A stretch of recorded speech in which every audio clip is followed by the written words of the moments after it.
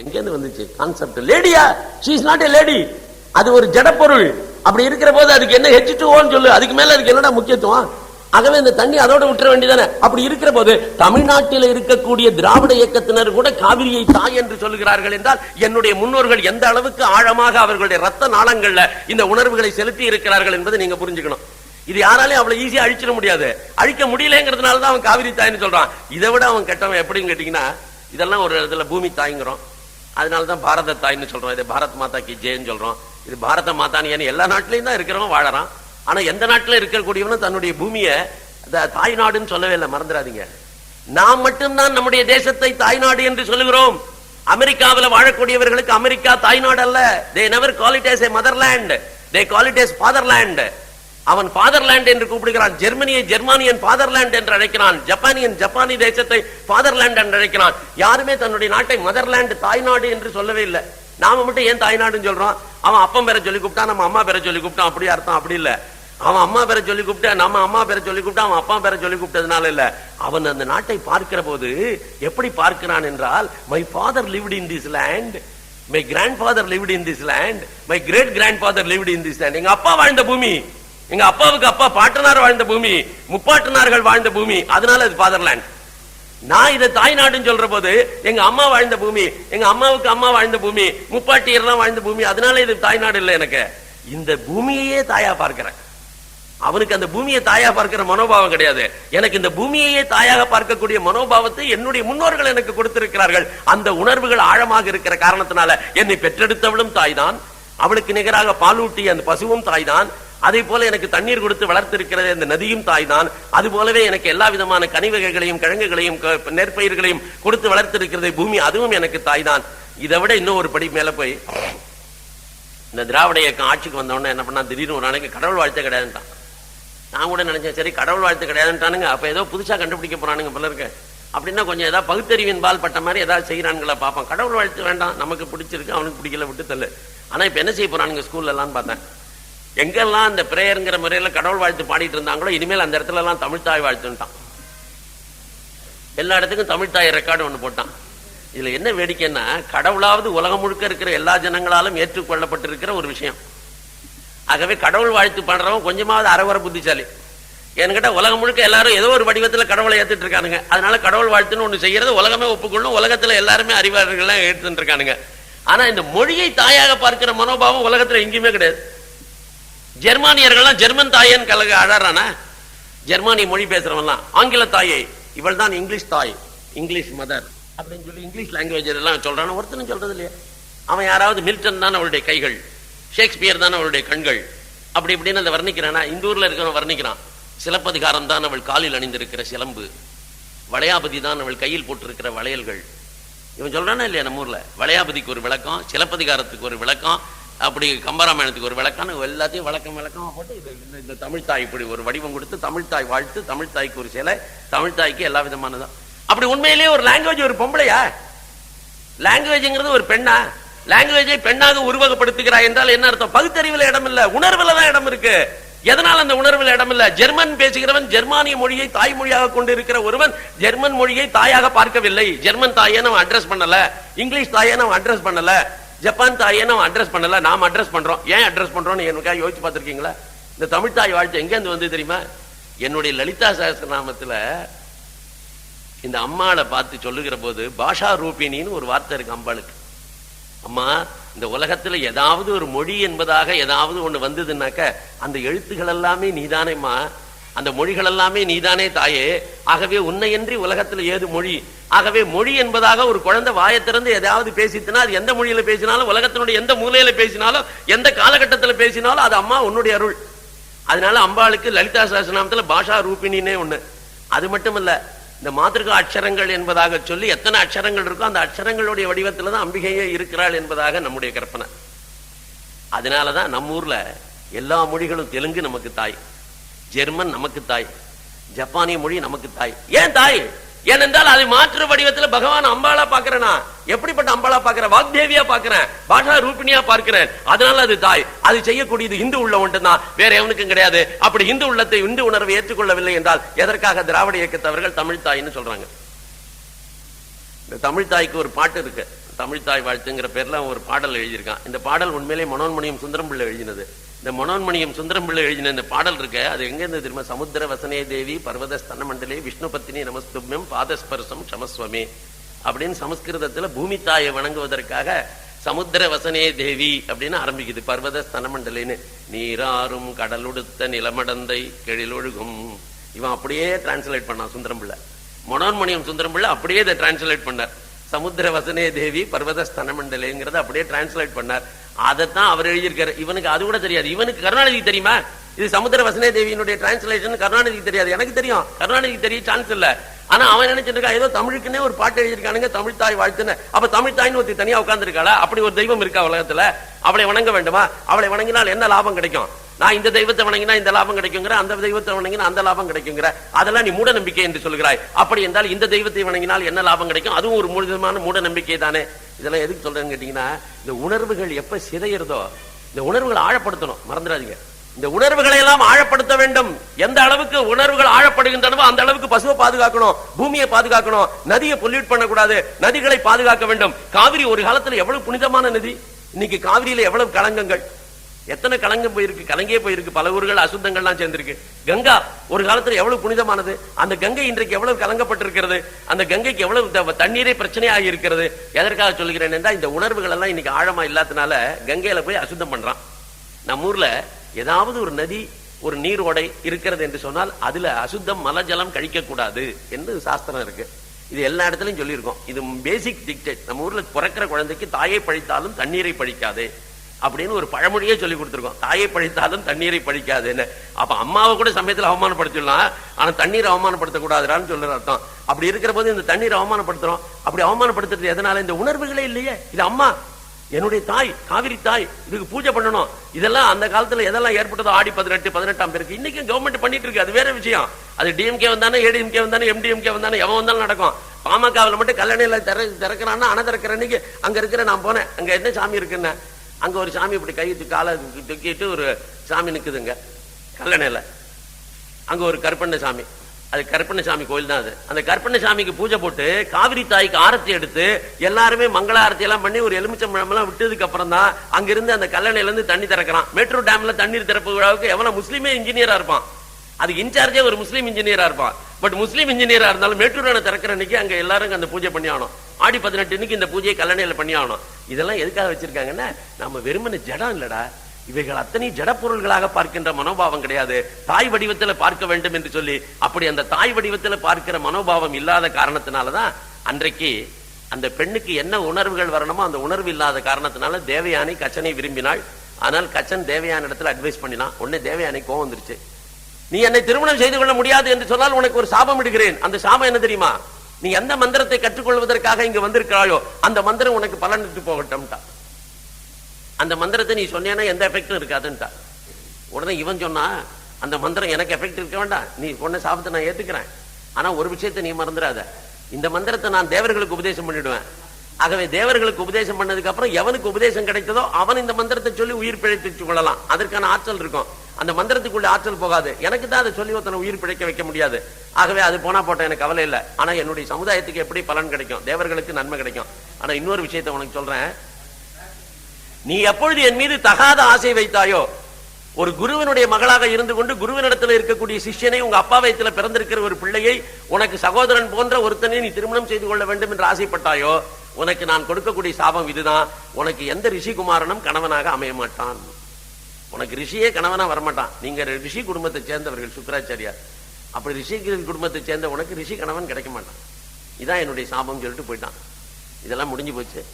அதுக்கப்புறம் தேவயானி அவளுடைய விஷபர்வா என்கின்ற மன்னன், அவன் தான் அசுர மன்னன் சொன்ன, அவனுடைய பேட்டர்னேஜில் தான் இந்த சுக்கராச்சாரியார் இருக்கிறார். அந்த விஷபர்வாவுக்கு ஒரு மகள் சர்மிஷ்டைன்னு பேரு. அந்த சர்மிஷ்டை என்பவளும் இவளும் ஃப்ரெண்டு.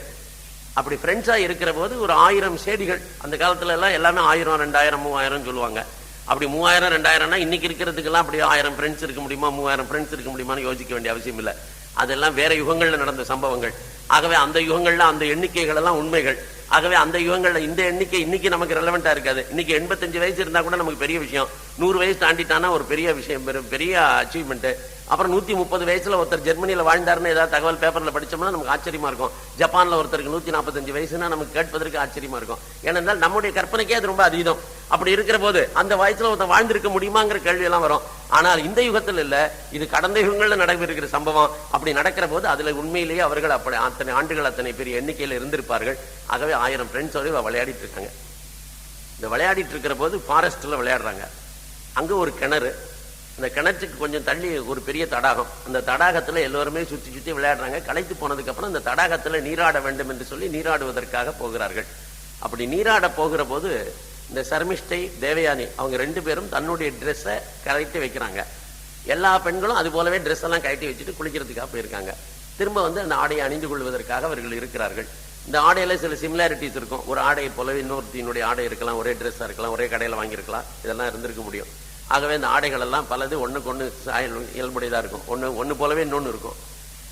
இந்த நேரத்துல என்னாச்சுன்னா ஒரு காத்து பலமா வீசிட்டு, இந்த காற்று பலமா வீசின உடனே யார் யார் எந்தெந்த இடத்துல ட்ரெஸ்ஸை வச்சிருந்தாங்களோ அந்த இடத்துல இருக்கிற ட்ரெஸ் இன்னொரு இடத்துக்கு போயிடுச்சு. அங்க இருக்கிற ட்ரெஸ் இங்க வந்துருச்சு. இப்படி காத்துனால எல்லாம் நிலை குலைஞ்சு போச்சு. அப்படி நிலை குலைஞ்சு போனது தெரியாமல் இவர்கள் குளித்து விட்டு திரும்பி வருகிற போது இந்த சர்மிஷ்டை என்பவள் ரிஷபர்பாவனுடைய அசுர ராஜாவினுடைய பெண்.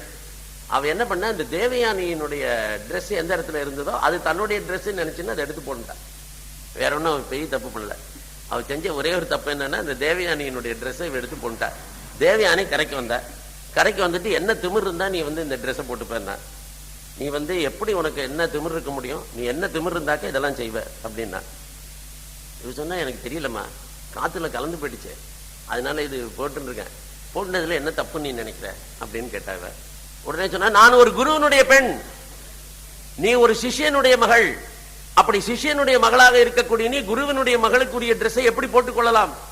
எவ்வளவு அகங்காரம் உனக்கு, என்ன திமிர் உனக்கு அப்படின்னு கேட்டா. அவ உடனே என்ன பண்ணா, பதிலுக்கு பேசாம விட்டுருக்கலாம், அவளும் போயிருக்கலாம். அவ என்ன பண்ணா, உடனே இங்க பாருமா, எங்க அப்பா அசுர ராஜா, உங்க அப்பா எங்க அப்பாவை அண்டி இருக்கக்கூடிய ஒரு ஆளு, அவரிடத்துல சாப்பிட்டு இருக்கார் அவர். நாங்க சோறு போட்டாதான் உங்க அப்பாவுக்கு சோறு, நாங்க வீடு கொடுத்தாதான் உங்க அப்பாவுக்கு வீடு. எங்களுடைய பணம், எங்களுடைய சம்பளம், எங்களுடைய வருமானம் எதுவும் இல்லாம உங்க அப்பா இருக்க முடியாது. அதனால உங்க அப்பா ஒரு பிச்சைக்கார வாழ்க்கை நடத்துகிறார். ஒரு பிச்சைக்காரி பொண்ணு நீ. அப்படி ஒரு பிச்சைக்காரனுக்கு பொண்ணா இருக்கிற உனக்கு இவ்வளவு திமிரா, என்னை பார்த்து இப்படி எல்லாம் பேசுறியா அப்படின்னு கேட்டா. இவ, நீ யாரை பார்த்துட்டு பிச்சைக்காரின்னு சொன்ன அப்படின்னா. இதெல்லாம் பாக்குறதுக்கு உங்களுக்கு ரொம்ப சர்வசாதாரணமா நம்ம தெருவில் இந்த கொழையடி சண்டை மாதிரி இருக்கும். இந்த கொழையடி சண்டை போன்று இருப்பது ஒரு பெரிய எப்பிக்ல எப்படி இருக்குன்னா, உலகத்துல மனித சுபாவம் என்பது காலங்காலமாகவே ஒன்றாகத்தான் இருந்து வந்திருக்கிறதுங்கிறத மறந்துடக்கூடாது. அதுவும் பெண்கள் விஷயத்துல பெண்கள் சுபாவம் என்று வருகிற போது ஒருத்தி எப்படி பிடிச்சுப்பா, சண்டை போட்டுப்பா அப்படிங்கறதுல ஒரு பெரிய மாற்றம் இன்றைக்கு வந்துருச்சுன்னு நினைக்க வேண்டாம். இதே மாதிரிதான் நம்முடைய முன்னோர்களும் சண்டை போட்டாங்க, அதுக்கு முன்னோர்களும் சண்டை போட்டாங்க, அதுக்கு முன்னோர்களும் சண்டை போட்டாங்க, அந்த காலத்திலயும் சண்டை போட்டிருக்காங்க. அதனால சொன்னா அதுல என்ன இருக்குன்னா, என்னடி என்னை பார்த்து பிச்சைக்காரின்னு சொல்லிட்ட, எங்க அப்பா தயவு இல்லாம உங்க அப்பாவால இருந்துட முடியுமா, எங்க அப்பன் சோறு போடலன்னா உங்க அப்பனுக்கு சோறு கிடைக்குமா, இப்படி ஒருத்தி பேசிட்டு இருந்தாளுங்க. அப்ப தடிச்சு போய் என்ன சொன்ன, பிச்சைக்காரின்னு சொன்ன உடனே இவன் மனசு ரொம்ப அப்படியே தவிச்சு போச்சு. என்னடா இப்படி பண்றது, நம்மளை போய் பிச்சைக்காரின்னு சொல்லிட்டாலே அப்படின்னு சொல்லிட்டு அவர் ரொம்ப துடிச்சு போயிட்டா. இந்த என்ன பண்ண, அந்த சர்மிஷ்ட ஒரு நேரத்துல இந்த சண்டை வந்துருச்சுன்னு வச்சுங்க, இந்த சிண்டுபிடி சண்டைன்னு சொல்லுவாங்க இல்லையா, ஆகவே இந்த முடியை பிடிச்சி சண்டை போடுறது. அந்த முடியை பிடிச்சி சண்டை போடும்போது என்ன பண்ணா, ஒரு நெத்தி இவ்வளவு என்ன பண்ணா, இந்த முடியை பிடிச்சி இப்படி தள்ளி விட்டா தேவயானிய. இந்த தேவயானியை தள்ளி விட்ட வேகத்துல இந்த பக்கத்துல இருக்கிற கிணத்துக்குள்ள போய் விழுந்துட்டா அந்த தேவயானி. இந்த சர்மிஷ்டங்கிறவ வெளியில இருந்தா, இவ தள்ளிட்டா. தள்ளி விட்டதுக்கு அப்புறம் கூட அவ கேர் பண்ணவே இல்லை. வாடி போலாம், கழுதைக்கு நல்ல பாடம் கட்டுச்சு அப்படின்னு சொல்லி அவ போயிட்டா. இந்த தேவயானி கிணத்துக்குள்ள கிடக்கா. இவளை யாரும் தூக்கி விடுறதுக்கு ஆள் கிடையாது. இந்த கிணத்துல இருந்து எப்படி வெளியில வருவது என்று தேவயானி தெரியாம தவிச்சிட்டு இருக்கா. அந்த நேரத்துல தான் இந்த யயாதி என்பவன் ஒரு நகுஷனுடைய மகன், அவன் ஒரு பெரிய மன்னன், அவன் இளவரசன், அப்பேற்பட்ட இளைஞன் ஒருத்தன் அங்க வருகிறான். அப்படி வந்தவன் சும்மா வேட்டையாடுறதுக்காக வந்தான். அப்படி வேட்டையாடுவதற்காக வந்த பொழுது சும்மா இந்த கிணத்துல என்ன இருக்கு, தண்ணி இருக்கா இல்லையான்னு எட்டி பார்க்கலான்னு எட்டி பார்த்தான். அவ்வளவுதான், வேற ஒண்ணும் இல்லை. அவனுடைய நோக்கம் வேற ஒண்ணுமே கிடையாது. அப்படி எட்டி பார்த்தோன்னா உள்ளுக்குள்ள ஒரு பொம்பளை, ஒரு அழகான பருவமங்கை கிடக்கிறாள். பார்த்தா உடனே என்னம்மா இங்கே கிடக்க அப்படின்னா, இல்ல இந்த சர்மிஷ்ட திமிர்காரி என்னை தள்ளி விட்டுட்டு போயிட்டா, என்னை கொஞ்சம் தூக்கி விடுங்களேங்க, நான் யாரும் இல்லையே என்ன நினைச்சிட்டு இருந்தேன், என்னை எப்படியாவது காப்பாத்துங்க அப்படின்னா. சரின்னு சொல்லிட்டு அவளுடைய வலக்கரத்தை பிடிச்சி இப்படி தூக்கி விட்டான். தூக்கி விட்டு வெளியில இறங்கினான். வெளியில இறங்கின உடனே அவன், நான் போறேன்னா, நீங்கள் யாரு, உங்களை தெரிஞ்சுக்கலாமான்னு கேட்டா. நான் தான் யயாதி நகுஷனுடைய மகன் அப்படின்னா. எப்ப என்னுடைய வலக்கரத்தை பிடிச்சி நீங்க தூக்கி விட்டீங்களோ நீங்க தான் என் புருஷன்ட்டாவ. நல்லா கவனிச்சிங்க. இந்த கச்சதேவயானி வரலாற்றிலேயே நமக்கு தெரிய வேண்டிய மிகப்பெரிய பாடம் என்னவென்று சொன்னால், இன்றைக்கும் கூட இந்த காதல் என்பது ஒரு பெரிய மகத்துவமான விஷயம். ஆண் பெண் ஈர்ப்பு என்பது ஒரு பெரிய தத்துவம். ஆகவே அதுக்கு முக்கியத்துவம் கொடுக்கணும். அமரக்காதலர்கள் அது இதுலாம் சொல்லிட்டு இருக்காங்க. இதெல்லாம் அபத்தம்ங்கிறத நாம புரிஞ்சுக்கணும். நம்முடைய தர்மத்திலேயும் நம்முடைய சாஸ்திரத்திலேயும் நம்முடைய வரலாற்றிலேயும் உளவியல்லையும் காதல் என்பதே ஒண்ணு கிடையாது. முதல்ல தெரிஞ்சுங்க. காமம் உண்டு, காதல் என்பது ஒண்ணும் கிடையாது. யாராவது ஒரு பெண்ணை நான் நிரந்தரமாக காதலிக்கிறேன்னு சொல்ல முடியுமா? உலகத்துல காதலிச்சிருக்க முடியுமா? அப்படி யாராவது நிரந்தரமா காதலிக்கவே முடியாது. One can love one self. என்னையே தான் நான் நேசித்துக் கொள்ள முடியுமே தவிர நான் இன்னொருத்தனை நேசிப்பது என்பது உலகத்திலே நடைமுறை சாத்தியமில்லாத விஷயம். அப்ப நாங்கெல்லாம் இவ்வளவு பாக்குறோமே சார், அது எதனாலன்னு கேட்டீங்கன்னா, எனக்கு மனசுக்கு பிடிச்ச மாதிரி எது நாள் வரைக்கும் இன்னொரு நபர் நடக்கிறாரோ அது நாள் வரைக்கும் அவர் எனக்கு பிடிச்சவர். அவர் ஏன் எனக்கு பிடிச்சவர்னா, அவர் செய்யற ஒவ்வொரு காரியமும், அவர் கொடுக்கிற ஒவ்வொரு பொருளும், அவர் பேசுற ஒவ்வொரு வார்த்தையும் எனக்கு ரொம்ப பிடிச்சிருக்கு, என்ன சந்தோஷப்படுத்துறது. Ultimately what I want to be happy. நான் ஆனந்தத்தை அடைய விரும்புறேன், நான் சந்தோஷமா இருக்க விரும்புறேன். என்னுடைய சந்தோஷமானது இந்த பொண்ணு இடத்துல இருக்குன்னு நினைக்கிற வரைக்கும் அந்த பொண்ணு எனக்கு வேண்டியவ, அந்த பொண்ணை நான் லவ் பண்றேன். ஆனா அவளே எனக்கு ஒரு காலத்துல என்ன ஆயிடுறா, வேண்டாதவளா ஆயிடுறா. அதனாலதான் ஒரு காலத்துல காதலியா இருக்கிறவ எதிரி ஆயிடுறா, ஒரு காலத்துல எட்டி இருக்கிறவ திடீர்னு காதலி ஆயிடுறா. என்ன தர அன்னைக்கு என்ன காதலிச்சு இன்னைக்கு இப்படின்னா, அன்னைக்கு ஒன்ன காதலிச்சு அது பிடிச்சிருந்து, இன்னைக்கு இவ்வளவு காதலிக்கிறேன் இது பிடிச்சிருக்குன்றான். ஏன்னா எனக்கு உங்ககிட்ட வெறுக்கிறதுக்கு 1000 விஷயம் வந்துருச்சு இடையில. நீ சல்லு சல்லுன்னு ஏதாவது கேள்வி கேட்டுட்டு இருக்க, சும்மா துட்ட நடிக்க நைன்னு புடுங்குற, அது பண்ற இது பண்ற. எத்தனை நாளைக்கு தான் உங்ககிட்ட கொடுத்து நடத்துறது? இப்படி எல்லாம் நீங்க பாத்தீங்கன்னா, இந்த திருமண வாழ்க்கையிலேயே கூட கணவன் மனைவி கல்யாணம் ஆன புதுசுல இருக்கிற அன்பு அந்யோன்யம் என்பது இடைக்காலத்துல தடைப்பட்டு போகுது. ஏன் இடைக்காலத்தில் தடைப்பட்டு போகுது? அப்ப நிறைய பொறுப்புகள் வந்துருது. பொறுப்புகள் வருகிற பொழுது இயல்பாகவே அவளுடைய கருத்துகளும் என்னுடைய கருத்துகளும் மோதுகின்றன. நான் ஒரு விஷயத்தை இப்படித்தான் நடக்கணும்னு நினைக்கிறேன், அவ ஒரு விஷயம் இப்படித்தான் நடக்கணும்னு நினைக்கிறா. என் விருப்பத்துக்கு அவ வர மாட்டேங்கிறா, அவ விருப்பத்துக்கு நான் போக மாட்டேங்கிறேன். இப்ப குடும்ப சிக்கல்கள் இப்படிப்பட்ட இழுபறிகள் வருகிற போது இயல்பாகவே நமக்கு நம்முடைய எண்ணத்துக்கு அவன் சரி வரலைங்கிறதுனால அவன் மேல ஒரு சின்ன ஒரு வெறுவிருப்பு, அந்த அளவுக்கு பாசம் இல்லைங்கிற ஒரு தன்மை. இது எப்ப போகும்னு கேட்டீங்கன்னா, இந்த புள்ள குட்டிங்கெல்லாம் செட்டில் ஆகி இவங்க 2 பேரும் மீண்டும் தனியாயிடுறாங்க பாருங்க, வயசான காலத்துல 65, 60, 70. அப்ப மீண்டும் அந்யோன்யம் வந்துடும். இந்த அந்யோன்யத்துல என்ன வேடிக்கை, முதல்ல வந்த அந்யோன்யத்துக்கு இந்த அந்யோன்யத்துக்கு என்ன வித்தியாசம்னா, முதல்ல வந்த அந்யோன்யம் உடம்ப வச்சு வந்தது, அது வெறும் பருவ கவர்ச்சி அப்ப வந்தது, அது உடல் தேவையே வந்தது. இப்ப அதெல்லாம் போயிடுச்சு. இப்ப பியூர்லி நான் என்ன பார்க்க ஆரம்பிச்சுடுறேன், என்னுடைய ஆத்மாவை அவள் இடத்துல பாக்குறேன், அவள் தன்னுடைய ஆத்மாவை என் இடத்துல பாக்குறா. இந்த நேசம், உண்மையான நேசம்ங்கிறது எங்கன்னு கேட்டீங்கன்னா, ஒரு 40-50 வருஷம் கணவன் மனைவியா வாழ்ந்து அதுக்கப்புறம் வயதான காலத்துல இவர்கள் எப்படி வாழ்க்கை நடத்துகிறார்களோ அந்த நேரத்துலதான் அந்த அந்யோன்யம் எல்லாம் உண்மையான லவ்ங்கிறது அங்கதான் டெஸ்ட், அங்கதான் நீ பண்ணி பார்க்கணும். அது வரைக்கும் இருந்தா ரைட்டு, இடையில அதே அந்யோன்யம் இருக்குமானா இருக்காது. 45 வயசுல இருக்க முடியுமானா இருக்கவே முடியாது.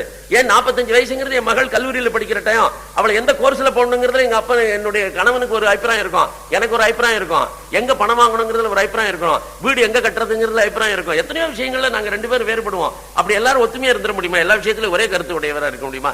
அதனால இதெல்லாம் வேறுபடுகிறது. இதுல இந்த கச்சனை இப்ப கொஞ்ச நாளைக்கு முன்னாடி லவ் பண்ணா இதே தேவயானி, அவன் இல்லாம நான் வாழ்க்கை நடத்த மாட்டேன்னு சொன்னா, அப்படிப்பட்டவளுக்கு இப்ப ஒரு சில ஆண்டுகள் கூட இன்னும் கழியல, அதுக்கப்புறம் இன்னொரு இளைஞனை பாக்குறா. அந்த இளைஞனை பார்த்த உடனே நான் உன்னை திருமணம் செய்து கொள்ள விரும்புகிறேன்ங்கிறா. இவன் சொன்னா, இவனும் ரொம்ப அறிவார்ந்தவன், இவன் என்ன சொன்னா, அம்மா நான் சத்திரியன், நீ ஒரு பிராமண பொண்ணு, பிராமண பொண்ணை ஒரு சத்திரியன் கல்யாணம் பண்ணிக்கூடாது, அது ரொம்ப தப்பு. நீ சுக்கராச்சாரியாருடைய பொண்ணுன்னு சொல்லிட்ட. சுக்கராச்சாரியார் எவ்வளவு பெரிய மகான், அப்பேற்பட்டவருடைய பொண்ணை நான் போய் அந்த ஐயோயோ அது நினைச்சாலே எனக்கு சங்கடமா இருக்கு. அது மட்டும் இல்ல, சுக்கராச்சாரியாருடைய சாபத்துக்கு நான் ஆளாக விரும்பல, அதனாலேயே நான் உன்னை திருமணம் செய்து கொள்ள மாட்டேன். 2வது, நான் சத்திரியன், ஒரு சத்திரிய பெண்ணை தான் நான் கல்யாணம் பண்ணிக்கணும், அதனால உன்னை கல்யாணம் பண்ணிக்கிற பிரச்சனை எனக்கு கிடையாது, அதனால பேசாம விடுனா. கிடையவே கிடையாது. நீ எப்ப என் வலதுகையை பிடிச்சி தூக்கிட்டியோ, வலதுகையை பிடிச்சா கணவன் தான், அதனால என் வலதுகையை பிடிச்சி நீ தூக்கிட்ட, அதனால எனக்கு நீ தான் கணவன் அப்படின்னா. இவன் சொன்னா அது நடக்கிற காரியம் இல்லைன்னா. இவன் சொல்லிட்டு என்ன பண்ணா, டக்குன்னு போயிட்டான். அவளும் என்ன பண்ணினா, சரி இந்த நேரத்தில் உன்னை விட்டுறேன், அதுக்கப்புறம் எங்க அப்பாவனுடைய அனுமதியோடய உன்னை கல்யாணம் பண்ணிக்கிறேன்னு இல்லையா பாருன்னு ஒரு சவால் விட்டுட்டு போயிட்டாவ. அப்படி போனவளுக்கு என்ன தோணித்து, நம்ம டவுனுக்குள்ள போகக்கூடாது. ஏன் டவுனுக்குள்ள போகக்கூடாதுன்னா, ஏற்கனவே இந்த சர்மிஷ்டைல கிணத்துல தள்ளிட்டு தானே போயிருக்கா. இந்த சர்மிஷ்டையினுடைய தந்தை அந்த விஷபர்வாவனுடைய நகரத்திற்குள்ள தான் நுழையக்கூடாதுன்னு முடிவு பண்ணா. அதனால ஃபாரஸ்ட்லயே இருந்துட்டா, அந்த நகரத்துக்குள்ள போல. இவ அப்பா சாயங்காலம் ஆயிடுச்சேன்னு டயத்தை பார்த்தார், பொண்ணு இன்னும் வரல, எல்லாரும் விளையாடினவங்களா வந்துட்டாங்களான்னார். எல்லாரும் வந்தாச்சு அப்படின்னாங்க. அப்படின்னா அந்த பொண்ணை ஒருத்தி கூப்பிட்டார், ஏமா என் பொண்ணு மட்டும் வரலன்னு. இல்ல இந்த சர்மிஷ்டியோட ஏதோ தகராறாச்சு, அவ பிடிச்சி கிணத்துல தள்ளி விட்டா. சரி, அவ கிணத்துல தள்ளி நீங்களும் பேசாம வந்துருவேல, கொஞ்சம் கூப்பிட்டு எழுப்பின்னு வந்திருக்க கூடாதான்னார். இல்ல அந்த சர்மிஷ்டை எங்களெல்லாம் கூப்பிட்டா, ராஜாவனுடைய பொண்ணு, அவளே எங்களை கூப்பிடும் போது நாங்க போய் உங்க பொண்ணுக்கு எப்படி எங்க ஆதரவா நிக்கிறது, அதனால பேசாம வந்துட்டோம்னா. சரின்னு சொல்லிட்டு, அவளுக்கு என்ன கதியாச்சுன்னார். எங்களுக்கு தெரியாதுன்ட்டா. சரி நீ போய் பார்த்துனுவா, அவளுக்கு என்ன கதி தான் ஆயிருக்குன்னு போய் பார்த்துனுவான்னார். சரி நான் அங்கேருந்து வந்தவ பார்த்தா ஃபாரஸ்ட்ல இருக்கா. உங்க அப்பா அவனை தேடிட்டு இருக்கார், நீ உடனே வரணும்னா. வர முடியாது, எங்க அப்பாவிடம் சென்று சொல்லு, அவர் இங்க வரணும். இனிமே இந்த தேசத்துல நாம் இருக்க மாட்டோம். ரிஷபர்பாவனுடைய நாட்டில் ஒரு கண நேரம் கூட இருக்க மாட்டோம். நம்மளை அவமானப்படுத்தி விட்டார், என்னுடைய தந்தையை அவமானப்படுத்தினார், ஆகவே நிச்சயமா இங்க இருக்க முடியாதுன்னா. இவ உடனே சொன்னா, உங்க அப்பா கூப்பிட்டாரு என்ன, எங்க அப்பாவை இங்க கூப்பிடுனா. சரி, நான் அப்பாட்ட போய் தகவல் சொன்னா. உடனே அவருக்கு செல்ல பொண்ணு, என்ன பண்றது, ஒரே பொண்ணு, இக்லௌத்தி பேட்டிமா இந்தியில. இக்லௌத்தி பேட்டின்னா ரொம்ப ரொம்ப பாசத்துக்குரிய ஒரு மகள். அப்பேற்பட்ட ஒரு பாசம் மிகுந்த மகளை எப்படி விட்டுட முடியும்? அதனால அங்கேருந்து வந்துட்டார். வந்த உடனே சொன்னா, அப்பா மூட்டை முடிச்செல்லாம் கிளம்புங்க, எடுத்துன்னு கிளம்புங்க, இனிமே இந்த தேசத்துல நாம ஒரு நிமிஷம் கூட இருக்க மாட்டோம். என்னம்மா நடந்தது, என்ன சொல்ல? இதான் நடந்ததுன்னு சொன்னாங்க. சொன்ன உடனே, நீ எதுவும் தப்பு பண்ணாம அவ அப்படி பேசக்கூடிய பண்பு உள்ளவள் இல்லையேன்னு. சர்மிஷ்டர் நல்ல பொண்ணு தானே, அவ ஒன்றும் அப்படியெல்லாம் திமிருத்தனமா துடுக்குத்தனமா பேசியிருக்க மாட்டாளே, நீ ஏதோ ஆரம்பிச்சிருப்ப, அப்படி ஆரம்பிச்சதுனால அவ இப்படி சொல்லியிருக்க வாய்ப்பு இருக்கே தவிர அவளாவே பேசக்கூடியவள் இல்லைன்னு. இல்ல இல்ல, அவ என்னை பார்த்து பிச்சைக்காரின்னு சொல்லிட்டா. அது மட்டும் இல்ல, நீங்க அவ அப்பாவை அண்டி இருக்கலாம், அவங்க அப்பன் ஜோறு போட்டாதான் நமக்கு சோறான், அவங்க கொடுத்திருக்கிற வீட்டுல தான் நம்ம இருக்கமா, அவருடைய தயவு இல்லைன்னா நம்மளால ஒரு நாள் கூட வாழ முடியாதான். அப்படிப்பட்ட நிலைமையில அவ பேசிட்டு போயிருக்கா. அவளுடைய பேச்சு இருக்கிறதே என்னை சுட்டு விட்டது. அந்த இடத்துல ஒரு சமஸ்கிருதத்துல மகாபாரதத்துல ஒரு வாக்கியமே சொல்லப்பட்டிருக்கிறது. அந்த வாக்கியம் என்னன்னு கேட்டா, இதைத்தான் வள்ளுவர் பின்னால எடுத்து, தீயினால் சுட்டவன் உள்ளார மாறாதே நாவினால் சுட்டவடு. இது 2-3 இடத்துல மகாபாரதத்துல வருது. ஏன்னா மகாபாரதம் பழமையானது, மிக மிக பழமையானது. அதனால மகாபாரதத்துல தான் முதல்ல இது வந்திருக்கு இந்த வார்த்தை. அதுக்கப்புறம் தான் வள்ளுவர் இதை எடுத்து கையாண்டு இருக்கிறார். எதற்காக சொல்கிறேன்னு கேட்டா, வள்ளுவருடைய குரல்ல இருக்கக்கூடிய பெரும்பாலான நீதி அத்தனை கருத்துகளுமே நம்முடைய தர்மசாஸ்திரங்களில் இருக்கக்கூடிய கருத்துக்களைத்தான் குரலடிகளாக வெறும் 2 வரிகள்ல அழகா தெளிவா சொல்ல வேண்டும் என்பதற்காக தமிழ் சமுதாயத்திற்கு அவர் கொடுத்திருக்கிறார். இதை நாம புரிந்து கொள்ளணும். அப்ப சொன்னா, இந்த வார்த்தை இருக்கு பாருங்க, அது என்னால் தாங்காது. அவ என்ன நெருப்பால சுட்டிருந்தா கூட நான் கவலைப்பட மாட்டேன். கிணத்துல பிடிச்சி தள்ளினாலே அதுக்கு எனக்கு வருத்தம் இல்ல. இந்த கிணத்துல பிடிச்சி தள்ளினதுக்காக நான் இப்ப கோச்சின் போல. ஆனா எதுக்காக கோச்சின் போறேன் தெரியுமா? உங்களையும் என்னையும் பார்த்து பிச்சைக்கார குடும்பம் சொல்லிட்டா பாருங்க, அது என்னால பொறுத்துக்க முடியாது, ஆகவே இங்க இருக்க கூடாதுன்னா. உடனே இவர் சொன்னார், உண்மை அது இல்லம்மா, அவ என்ன வேணா பேசியிருக்கட்டும், ஆனா உண்மையாது, இந்த அசுரர்களுக்கு அவன் ராஜா ரிஷபர்வா. ஆனா இந்த அசுரர்கள் யாராவது என்னுடைய தயவு இல்லாம இருக்க முடியுமா? இவர்கள் எல்லாருக்கும் நான் தான் குரு, இந்த ரிஷபர்வாவுக்கு நான் தான் குரு. தினம் என் காலில் வந்து நமஸ்காரம் பண்றான். அவன் நான் பெரியவனா அவன் பெரியவனா நீயே முடிவு பண்ணிக்கோ. இது உனக்கு தெரியாதா? தினசரி இத்தனை பேர் வந்து எங்கிட்ட காலில் விழுந்து நமஸ்காரம் பண்றாங்க. அது மட்டும் இல்லை, இந்த அசுரர்களுக்கு என்னுடைய தயவு இல்லைன்னா ஒரு சண்டை கூட போட முடியாது தேவர்களோட. தேவர்களை எதிர்த்து இவர்கள் சண்டை போட்டு உயிர் பிழைக்கிறார்கள் என்றால் என்னிடத்தில் இருக்கக்கூடிய சஞ்சீவினி மந்திரத்தினால்தான் இவர்கள் உயிர் பிழைக்கிறார்கள். அந்த சஞ்சீவினி மந்திரமே எங்கிட்ட தான் இருக்கு. இது ரிஷபர்வாவுக்கும் தெரியும், எல்லா அசுரர்களுக்கும் தெரியும். என்னமோ அந்த சர்மிஷ்ட ஏதோ கோபத்தில் 2 வார்த்தை சொல்லிட்டாங்கிறதுனால நீ பேசுற. ஒரு கோபம் ஒரு பெண்ணுக்கு ஆகாதுமா, அதுவும் பிராமண பொண்ணுக்கு கொஞ்சம் கூட கோபமே இருக்கக்கூடாது. நீ ஒரு ரிஷியினுடைய மகள், கோபம் என்பது ரொம்ப தப்பு. அப்படியெல்லாம் உபதேசம் பண்ணார். கேட்க தயாரா இல்ல. அவர் சொன்னா, ஒண்ணு வா, இல்ல நான் போயிட்டு இருக்கேன், நீ இங்கே இருந்துக்க, எனக்கு அதை பத்தி கவலை இல்லை, நான் இங்கேயுமே ஒரு நிமிஷம் கூட இங்க இருக்க மாட்டேன் அப்படின்னா. இப்ப இவர் ஒரே பொண்ணு, அந்த பொண்ணை எப்படி தனியா விட முடியும்? அல்லது அந்த பொண்ணை தன் வழிக்கு கொண்டு வர முடியல தந்தையினால. அதனால அவர் என்ன பண்ணாரு, ரிஷபர்வாவுக்கு ஒரு மெசஞ்சர் அனுப்பிச்சார்.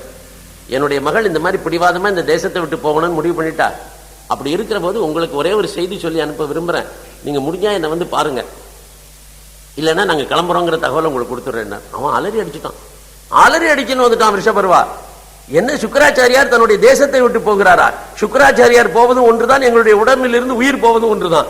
ஆகவே உயிரே போறது மாதிரி ஆச்சு, நாங்க இனிமே உயிர் வாழ்ந்து எப்படி இருக்க போறோம்? அதனால ஓடோடி வந்தான். அவன் அங்கேருந்து வந்து என்ன பிரச்சனைன்னு கேட்டான். வேற ஒன்றும் இல்லை, என் பொண்ணுக்கு கோபம், என் பொண்ணு உன் பொண்ணு கொஞ்சம் சண்டை போட்டிருக்காங்க, அதுல ஏதோ வார்த்தை தடிச்சு போச்சு, அப்படி தடிச்ச வார்த்தையில வேணுமோ பிச்சைக்காரின்னு சொல்லிட்டாலும். என்ன சொல்ற பைத்தியக்காரத்தனம்? என்னுடைய மகள் இப்படி சொல்லியிருந்தா கூட தப்பு தானே, அது சொல்லியிருக்க கூடாது. உண்மையிலே நாங்களாம் உங்க அப்பாவை நம்பி இருக்கோமா? உங்க அப்பா இல்லைன்னா நாங்க இல்ல. என் பொண்ணு என்ன சொன்னாங்கிற விஷயத்தை பத்தி நீ சீரியஸா எடுத்துன்னு பேசாத. இப்ப நான் சொல்றேன் உனக்கு, உங்க அப்பா தான் எங்களுக்கு தெய்வம், உங்க அப்பா இல்லைன்னா நாங்க இல்ல. இவ்வளவு ராஜ்யத்துக்கு யார் அதிபதினா உண்மையிலே நான் அதிபதி இல்ல, இவர் தான் அதிபதி. ஏனென்றால் இவருடைய தயவு இல்லாம ஒரு நிமிஷம் கூட இந்த ராஜ்யம் நடக்காது. எங்களுக்கு எந்த சண்டையும் போட தெரியாது. போர் என்று வந்தாலே எங்களுக்கெல்லாம் உயிர்ப்பிக்கக்கூடிய சக்தி படைத்தவர் இவர். அந்த சஞ்சீவினி மந்திரமே இவர் கையில தான் இருக்கு. இதெல்லாம் சொன்னான்.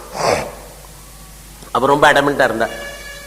சரி, இப்ப என்னதான் வழி அப்படின்னா அவ சொன்னா, இதுக்கு ஒரே ஒரு காம்ப்ரமைஸ் பண்ணிக்கலாம் அப்படின்னு. அவ என்ன காம்ப்ரமைஸ் அப்படின்னா, உன் பொண்ணு எனக்கு பெர்மனண்டா ஒரு தாசி மாதிரி வேலைக்காரியா, ஒரு செயல்படக்கூடிய பெண்ணா எங்க வீட்டு வேலைக்காரியா வரணும்னா. உன்னுடைய பெண் சர்மிஷ்டை, அரசனுடைய மகள், அவள் எனக்கு வேலைக்காரியாக வர வேண்டும். சாதாரண வேலைக்காரியாக அல்ல, ஒரு 1000 வேலைக்காரிகளை உடன் அழைத்துக் கொண்டு என்னோட வரணும். இப்ப மட்டும் இல்ல, நான் கல்யாணம் பண்ணி எந்த வீட்டுக்கு போவேனோ இங்கதான். இந்த துக்கிரித்தனம்னு ஒண்ணு சொல்லுவாங்க இல்லையா, இந்த வாயிலேயே கருணாக இருக்கிற மாதிரி, இந்த நாக்குல சில நேரங்கள்ல சில தெய்வங்கள்ல உட்காந்துக்கிட்டு தப்பான வார்த்தைகளை பேச வச்சிரும். இவ வேண்டிக்கிட்டதுல என்னன்னு கேட்டா, நான் எங்க கல்யாணம் ஆகி போகிறேனோ அந்த இடத்திற்கும் அவதான் வேலைக்காரியா வரணும் தான். இது பெரிய ஆபத்துல கொண்டு விட போறதுன்னு அப்ப அவளுக்கு தெரியாது. இதுதான் அவளுடைய வாழ்க்கையை திசை திருப்ப போகிறது என்று அவளுக்கு எதிர்காலத்திலே இது வாழ்க்கையில ஒரு பெரிய பிரச்சனை உண்டாக்க போறதுன்னு அவள் தெரியாம என்ன சொல்லிவிட்டா, நான் எங்க கல்யாணம் ஆகி போறேனோ அந்த வீட்லயும் என்னுடைய புக்ககத்துக்கும் இவ தான் வேலைக்காரி, இவ 1000 வேலைக்காரிகளோட வரணும். உங்க அரண்மனையில இருந்து ஒரு 1000 வேலைக்காரிகள் அவளுக்கு லீடரா உங்க பொண்ணு இதை அனுப்புங்க. என் காலில் வந்து விழுந்து நமஸ்காரம் பண்ணணும், முதல்ல செஞ்சது தப்புன்னு சொல்லணும், மன்னிப்பு கேட்கணும். அவன் என்னமா கேட்கறது, நான் கேட்கறேன்னு அவன் விஷபர்வாங்கிற அசுர ராஜா சொன்னா, நான் என்னங்க நான் கேட்கறேன், இது என்ன அவ கேட்கறது, அவ அப்பா நான் கேட்கறேன், அவன் காலில் விழுந்து, வயசுல நீ சின்னவளா இருந்தாலும் பரவாயில்ல, நான் காலில் விழுந்து மன்னிப்பு கேட்கறேன், தயவு செய்து மன்னிச்சிருந்தா. நீங்க விழுந்தெல்லாம் எனக்கு பிரயோஜனம் இல்லை, அவ வந்து என் காலில் வேணும். அது மட்டும் இல்ல, நான் சொன்னபடி வேலைக்காரியாவும் வரணும், எங்கிட்ட தான் வேலைக்காரியா இருக்கணும், எங்க போனாலும் வாழ்க்கை முழுக்க எனக்கு வேலைக்காரியா வரணும் அப்படின்னு சொன்னா இவ. இந்த விஷபர்வா உடனே தன்னுடைய பெண் சர்மிஷ்டைக்கு செய்தி சொல்லி அனுப்பிச்சான். சர்மிஷ்டை வந்தா, சர்மிஷ்ட சொன்னா, அம்மா நம்முடைய ஒரு பெரிய இந்த தேசத்துக்கே ஒரு பெரிய ஒரு சிக்கல் ஏற்பட்டிருக்கு. அந்த சிக்கல் எப்ப தீரும்னாக்க, நீ இவ காலில் விழுந்து நமஸ்காரம் பண்ணி மன்னிப்பு கேட்கணும். முதல்ல உன்னுடைய ஈகோவெல்லாம் பார்க்க கூடாது, இப்ப உன்னுடைய அகங்காரத்துக்கு இங்க இடமே கிடையாது. அது மட்டும் இல்ல, நம்ம தேசம் பாதுகாக்கப்படணும், இவங்கெல்லாம் இங்க இருக்கணும். அப்படி இருக்கணும் தான் நீ ஏதாவது பண்ணித்தான் ஆகணும். அதனால இவ வேலைக்காரியா உன்னை கூப்பிடுறா, நானும் உன்னை வேலைக்காரியா கொடுக்கறதுன்னு முடிவு பண்ணிட்டேன். அதனால இவ வீட்டுல இனிமே பெர்மனண்டா நீ வேலைக்காரியா இருக்கணும். உங்க கூட 1000 பேர் அனுப்பி வைக்கிறேன், அவங்களுக்குள்ள பராமரிப்பு செலவு நானே கொடுத்துட்றேன். ஆகவே நீங்க எல்லாரும் போய் அவளுக்கு வேலை செஞ்சுட்டு அவளோட இருங்க அப்படின்னு சொல்லிட்டா. இந்த இடத்துல ஒரு பெரிய மெசேஜ் நமக்கு. என்ன மெசேஜ்னா, மகாபாரதத்துல ரொம்ப அழகான ஒரு ஸ்லோகம். இந்த ஸ்லோகம் தான் பெர்மனண்டா நமக்கு message for this country for ever. இந்த ஸ்லோகத்தை எங்க வேணாலும் எழுதி வச்சுக்கலாம். நீங்க எப்போ அரசியல்வாதி அட்லீஸ்ட் குறைஞ்சபட்சம் எழுதி வச்சுக்கணும். தெஜேத் ஏகம் குலஸ்யார்த்தே கிராமஸ்யார்த்தே குலம் தெஜேத் கிராமம் ஜனபதஸ்யார்த்தே ஆத்மார்த்தே பிருத்திவீம் தெஜேத். இந்த இடத்துல விஷபர்வா தன்னுடைய பொண்ணிடத்துல என்ன சொன்னான் என்பதற்கு ஒரு சின்ன ஸ்லோகம், வேற ஒண்ணும் இல்லை. அவன் சொன்னா, அம்மா உண்மையிலேயே ஒரு குலம் நல்லா இருக்கணும்னாக்க அந்த குடும்பத்திற்காக ஒருத்தனை பலி கொடுக்கிறது தப்பு இல்லை. ஆகவே அந்த குடும்பத்தினுடைய நன்மைக்காக அந்த குடும்பத்தில் இருக்கிற ஒருத்தனை கட்டாயமா பலி கொடுக்க வேண்டிய நிர்பந்தம் ஏற்பட்டால் பலி கொடுக்க தயாரா இருக்கணும். அவனும் அதுக்காக தியாகம் பண்ண முன் வரணும். அந்த மாதிரி ஒரு கிராமத்துக்கு நன்மை பண்ணணும் அப்படிங்கிறதுக்காக ஒரு குடும்பம் பழிவாங்கப்பட வேண்டும், ஒரு குடும்பம் பலி கொடுக்கணும் அப்படின்னா அந்த குடும்பம் பலி கொடுத்தே ஆகணும். ஏன்னா இந்த கிராமத்தினுடைய நன்மையை முன்னிட்டு அந்த குடும்பம் பெருசில் அந்த குடும்பம் தன்னை இழக்கணும்.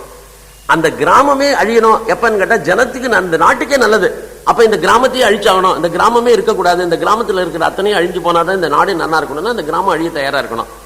ஆனா இந்த ஆத்மாவினுடைய முன்னேற்றத்திற்காக, இந்த ஆத்மாங்கிறது கடைசியில நம்ம எல்லாரும் பரம்பரையோடு சேர்ந்து போற விஷயம். அப்படி வரும்போது இந்த உலகத்தையே விடுறதுக்கு நம்ம தயாரா இருக்கணும். அந்த மெசேஜும் ஆன்மீக மெசேஜ் கடைசியா போட்டுட்டு ஆத்மார்த்தே பிருத்திவின் தஜேத். இந்த பிருத்திவி, இந்த உலகத்துல நமக்கு எந்த பற்றுதலும் இல்லாம இதை விட்டுட்டு போறதுக்கு தயாரா இருக்கணும்.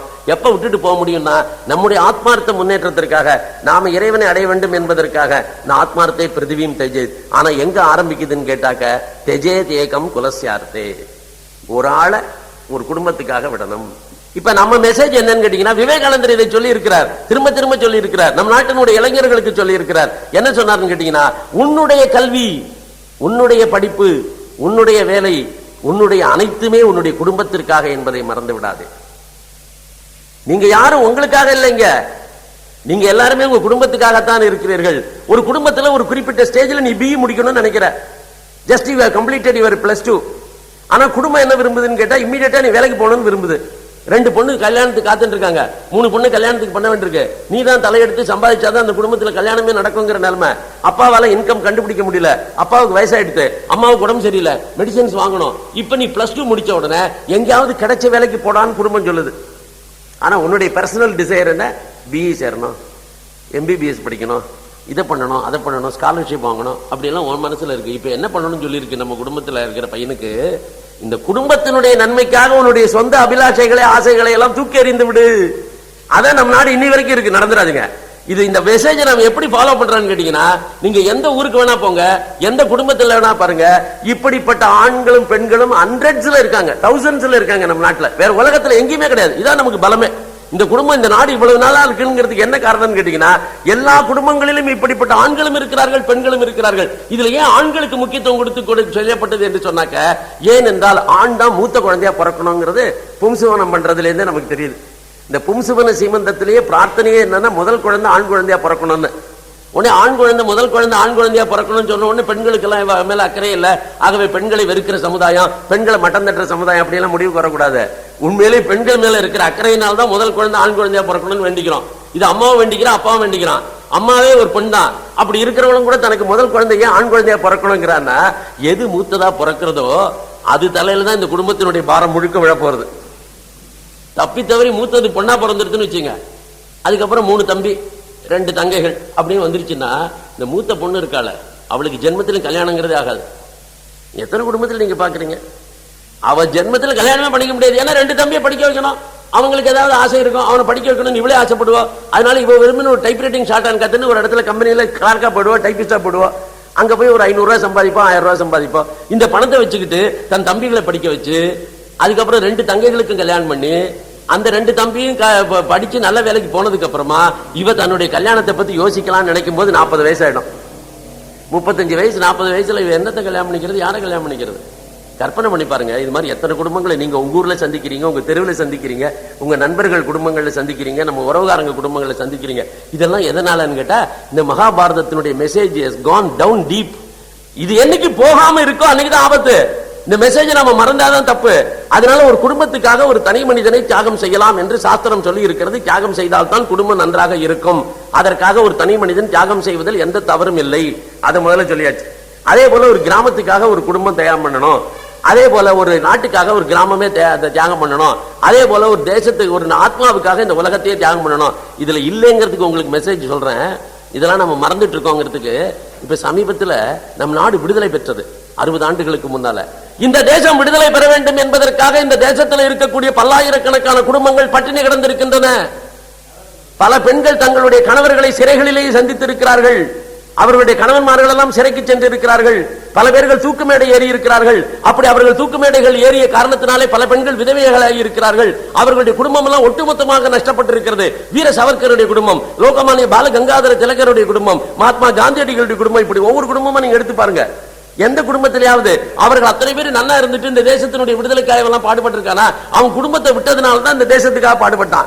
ஏன்? தேசம் என்று வருகிற பொழுது குடும்பம் முக்கியம் அல்ல, குலம் முக்கியம் அல்ல, கிராமம் முக்கியம் அல்ல. அப்படி எத்தனையோ பேர் உயிரை விட்டுட்டு இந்த விடுதலை கிடைச்சிருக்கு. ஆனா இன்னைக்கு இந்த மெசேஜ் நாம மறந்துட்டோம். அதுக்காக தான் ஞாபகப்படுத்துறதுக்காக சொல்றேன். இது எப்ப நடந்துச்சுன்னு கேட்டீங்கன்னா 5-6 வருஷம் நினைக்கிறேன். இந்த காட்மாண்டுல இருந்து காந்தஹாருக்கு ஒரு பிளேன் ஒன்னு ஹைஜாக் பண்ணி போயிட்டான். அந்த ஹைஜாக் பண்ணி போன பிளேன்ல 150 பேர் இருந்தானுங்க, எக்ஸிகியூட்டிவ் ஆபீசர்ஸ். பல கம்பெனிகள்ல வேலை பார்க்கக்கூடிய பெரிய ஆட்கள்லாம் இருந்தானுங்க. யாரு கடத்தி கொண்டு போனா? பாகிஸ்தானுடைய ISI ஆட்கள் கொண்டு போனானுங்க.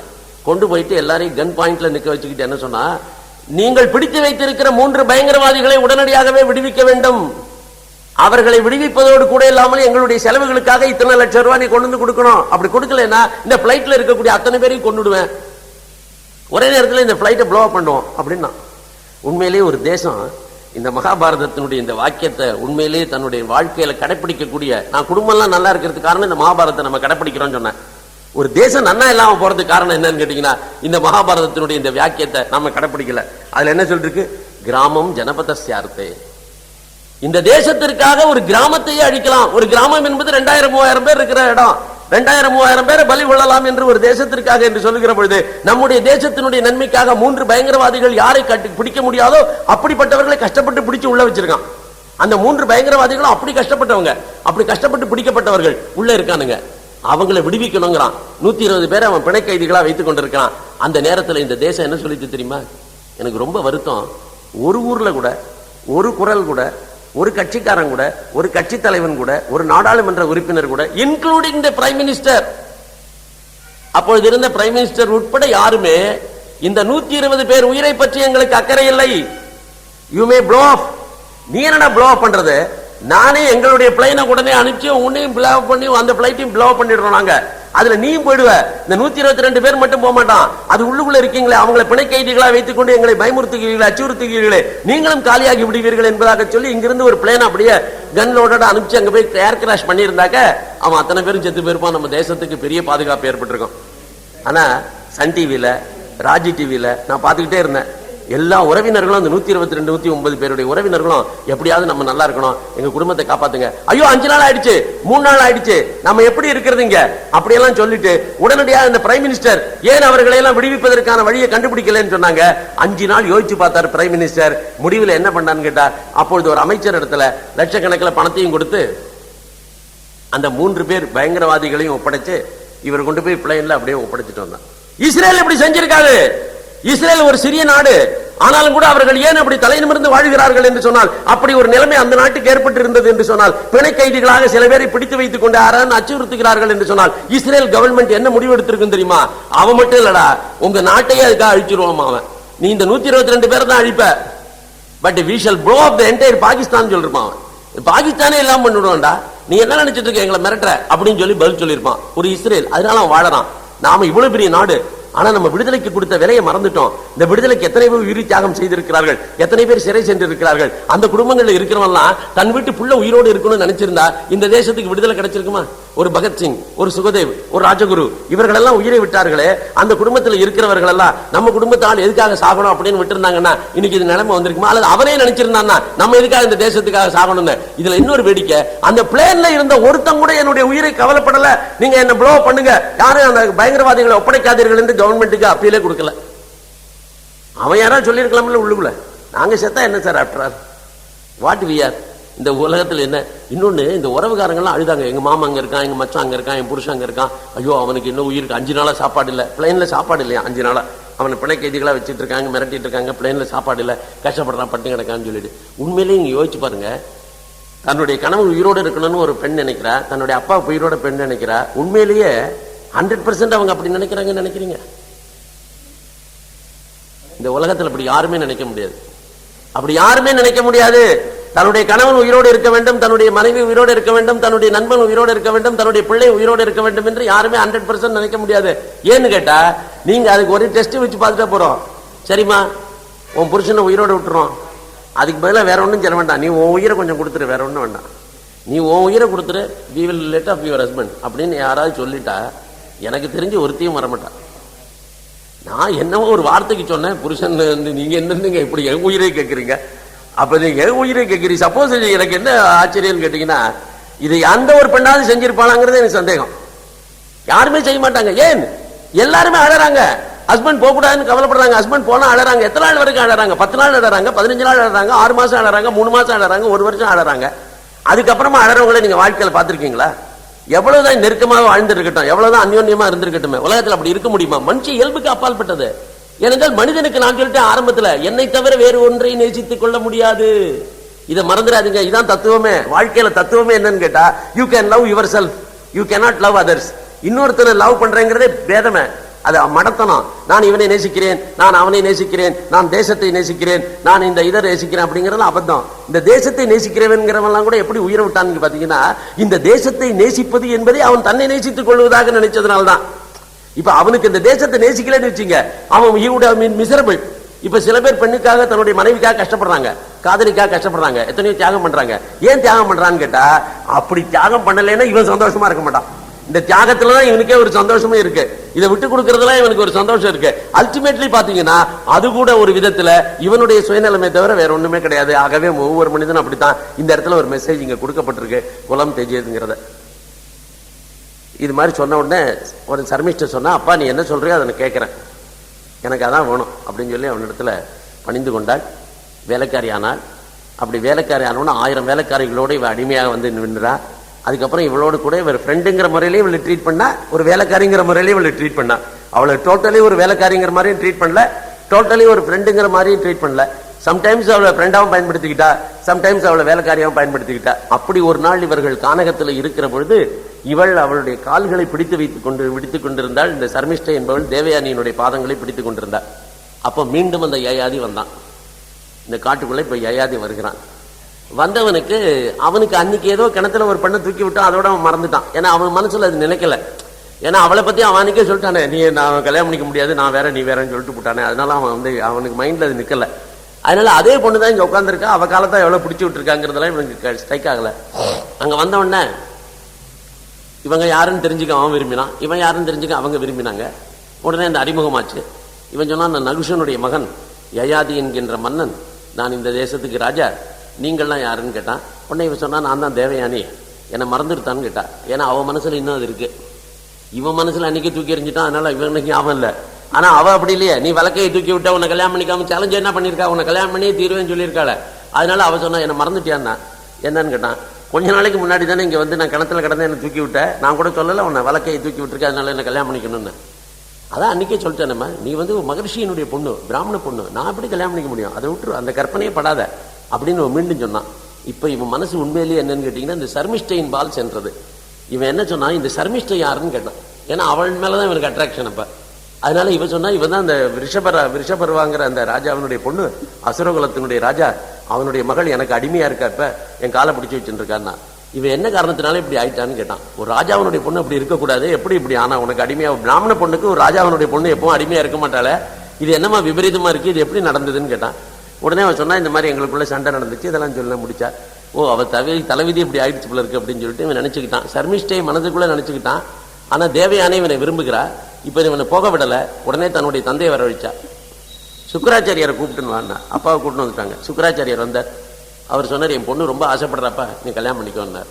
உடனே சொன்னா, இது என்ன தப்பு இல்லையா, நீங்க மகரிஷி, உங்க மகளை நான் போய் எப்படி, நான் ஒரு சத்திரியன், நான் எப்படி கல்யாணம் பண்ணிக்க முடியும்னு. அதுல ஒரு சாஸ்திரத்துல ஒரு சின்ன ஒரு லூப் ஹோல் இருக்குப்பா, அதுல கூட அதை பயன்படுத்திக்கிட்டு நான் இதை பண்றேன், அதனால உனக்கு கவலைப்படாத, எல்லாத்துக்கும் நம்ம சாஸ்திரத்துல இடம் உண்டு. அதாவது நீங்க என்ன தப்பு பண்ணாலும் உலகத்துல நம்ம இந்து தர்ம சாஸ்திரம் மாதிரி அவ்வளவு பிளெக்சிபிளான இருக்கிற சாஸ்திரமே கிடையாது.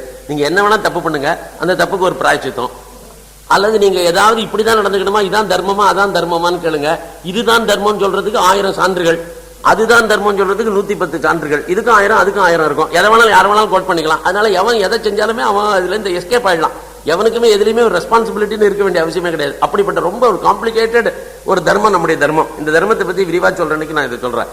இப்ப இவன் சொன்னா, அது என்ன லூப் ஹோல்னு கேட்டான். வேற ஒண்ணும் இல்ல, அப்பாவனுடைய அனுமதியோட, ஒரு பெண்ணினுடைய தந்தையினுடைய அனுமதியோடு ஒருத்தன் கல்யாணம் பண்ணிக்கணும்னு வந்தான்னாக்க, அவன் சத்திரியனாக இருந்தாலும் பிராமண பொண்ணை கல்யாணம் பண்ணிக்கலாம்னு தர்மசாஸ்திரம் சொல்லியிருக்கு. நீ என்னுடைய அனுமதியோட இவளை கல்யாணம் பண்ணிக்கலாம். நீயா தான் இவளை கிட்னாப் பண்ணி போகக்கூடாது. பலாத்காரம் பண்ணி கல்யாணம் பண்ணிக்கிறதுலாம் தான் தப்பே தவிர, இதை பொறுத்த வரைக்கும் இது ரொம்ப perfectly all right, I agree. நான் அப்பா தானே அப்ஜெக்ட் பண்ணாக்க நான் அப்ஜெக்ட் பண்ணல, நான் கல்யாணம் பண்ணிக்கோ அப்படின்னா. இருந்தாலும் சரின்னு சொன்னா கல்யாணம் பண்ணிக்கிறதுக்கு ஒப்புக்கணும். கல்யாணம் பண்ணிக்கிற போது இவர் சொன்னார், இவளை மட்டும் காப்பாற்றக்கூடாது, இந்த சர்மிஷ்டை இவளுக்கு வேலைக்காரியா வருவா. இவ சொல்லியிருக்கா, எங்க புக்ககத்துக்கு போகிற போதும் இவ வேலைக்காரியா வரணும்னு சொல்லியிருக்கா. அதனால இவளும் 1000 பேரோட வருவா. அதனால நீ அவளுக்கு தனியா ஒரு பங்களா ஏற்பாடு பண்ணி அவளை அங்க வச்சிருந்து அவளுக்கு பராமரிப்பெல்லாம் பண்ணணும். ஆனா இந்த பராமரிப்பெல்லாம் நீ பண்ணணுமே தவிர அவர் என்னைக்குமே உன்னுடைய மனைவியாக பார்க்க கூடாதுன்னு. நீ அவளுக்கு செப்பரேட் ஹவுஸ் ஹோல்டர் எல்லாம் ஏற்பாடு பண்ணு, தனி வீடு தனி பங்களா எல்லாம் ஏற்பாடு பண்ண, அவளுக்கு வேண்டிய ஏற்பாடு அரேஞ்ச்மெண்ட்ஸ் எல்லாம் கூட, ஃபுட் அண்ட் ஷெல்டர்லாம் கூட. ஆனா சாப்பாடு துணிமணி எல்லாம் கொடுக்கறத பத்தி எனக்கு ஆட்சேபம் இல்லை. ஆனா அவ ஒன்ன வச்சுக்கிறதோ நீ அவளை வச்சுக்கிறதோ நடக்கக்கூடாது. இது மட்டும் என்னைக்குமே கிராமத்துல வச்சுங்க. சரி, அதனால என்ன உத்தரவு கட்டுப்பட்டான். இவன் ஏன்னா இவன் தர்மனிஷ்டன், அதனால தர்மனிஷ்டனா இருக்கிறதுனால இவன் சுக்கராச்சாரியாருடைய வீட்டுக்கு கட்டுப்பட்டான். கல்யாணம் பண்ணிட்டு போயிட்டாங்க. போன உடனே அவன் ஒரு பெரிய கார்டன் பேலஸ் ஒன்று ஏற்கனவே ஏற்பாடு பண்ணியிருந்தான். அந்த கார்டன் பேலஸ்ல இவளை தங்க வச்சான். அதுக்கும் இவ தங்கி இருக்கிற இடத்துக்கு 2 கிலோமீட்டர் இருக்க முடியாது டிஸ்டன்ஸ் வைக்க முடியாது பண்ணிட்டான். 2 கிலோமீட்டர் டிஸ்டன்ஸ்ல இவனுடைய ஒரிஜினல் பேலஸ், அங்க அவ மாளிகையில தனியா தங்கியிருக்கா. இது கொஞ்ச நாள் வரைக்கும் ஒழுங்கா போச்சு. இவளுக்கு 2 பிள்ளைகள் பிறந்தது. யாருக்கு? தேவயானிக்கு. தேவயானிக்கும் யயாதிக்கும் 2 குழந்தைகள் பிறந்தன. அந்த 2 குழந்தைகள் பிறந்து முடிஞ்சதுக்கு அப்புறமா ஒரு நாளைக்கு இவன் போயிட்டு இருந்தான். அப்படி போகிற போது இந்த கார்டன் ஹவுஸ் பக்கம் போயிட்டான். இந்த கார்டன் ஹவுஸ் பக்கம் போனோடனே இந்த சர்மிஷ்டை என்ன சொன்னா, எனக்கு உடனடியாக திருமணம் செய்து கொள்ள வேண்டும் என்ற ஆசை வந்திருக்கு, அதனால அந்த ஆசைக்கு நீ இணங்க வேண்டும், என்னை திருமணம் செய்து கொள்னாவ. இவன் சொன்னா, இல்ல இல்ல, நான் சுக்கராச்சாரியாருக்கு வாக்கு கொடுத்துருக்கேன், எனக்கு உன் மேல கொஞ்சம் சபலம் இருந்தது உண்மைதான் ஆரம்பத்துல, ஆனா அந்த சபலத்தெல்லாம் நான் மூடி மறைச்சு எல்லாம் தூக்கி போட்டாச்சு, அதெல்லாம் புதைச்சாச்சு, அதுல ஒண்ணுமே இடமே கிடையாது. இப்ப நான் வந்து சுக்கராச்சாரியார் கட்டுப்பட்டவன், அதனால நான் உன்னை நினைச்சு கூட பார்க்க முடியாதுமா, விட்டுருன்னா. இப்ப என்ன சொன்னா, இந்த தர்மசாஸ்திரங்கள்லாம் எவ்வளவு எனக்கு விரிவா சொல்ல முடியல, ஏன்னா ஏற்கனவே டைம் ஆயிடுச்சு. அதனால அவ சொன்னா, அந்த இடத்துல தர்மசாஸ்திரத்தை பத்தி டீடைல்டு டிஸ்கஷன் இங்க வருது. அதுல அவ சொல்றா, ஒரு ராஜாவினுடைய கடமை என்ன தெரியுமா, பிரஜைகள் எதை கேட்கிறார்களோ அதை ராஜா கொடுக்கணும். ஆகவே நீ ஆட்சி புரிகிற போது என்ன சொல்லி இருக்கிறாய் என்று சொன்னால், யார் எதை கேட்டாலும் அதை நான் தருவேன்னு சொல்லியிருக்க. அதுல குறிப்பா பெண்களை பொறுத்த வரைக்கும் ருதுகாலத்துல அவர்கள் ஒரு ஆடவனை விரும்பினார்கள் என்றால், அந்த ஆடவன் அந்த ருதுகாலத்தினுடைய ஆசையை அந்த பெண்ணுக்கு தீர்த்து வைக்க வேண்டியது ஒரு ஆடவனுடைய கடமை என்று தர்மசாஸ்திரம் சொல்லுகிறது. ஆகவே எனக்கு ருதுகால ஆசை வந்திருக்கிறது இப்பொழுது, ஆகவே நீ என்னுடைய ஆசையை தீர்த்து வைக்கணும், இதுல வேற எதுவுமே பேசக்கூடாதுன்னு. இவன் சொன்னா, அது உண்மைதான், நீ நாட்டை கேளு, நீ ஏதாவது பணங்காசு கேளு, நீ பங்களா கேளு, இதெல்லாம் நான் தரேன். ஆனா இதை நான் எப்படிமா கொடுக்க முடியும்? நீ கேட்கறது நான் கொடுக்கக்கூடிய நிலைமையில் இல்லையே அப்படின்னா. அது மட்டும் இல்ல, சுக்கராச்சாரியாருக்கு வேற நான் வாக்கு கொடுத்திருக்கேன். ஒரு ராஜா நான் நிறைய பெண்களை கல்யாணம் பண்ணிக்கலாம், தப்பு இல்ல. ஆனா எனக்கு என்ன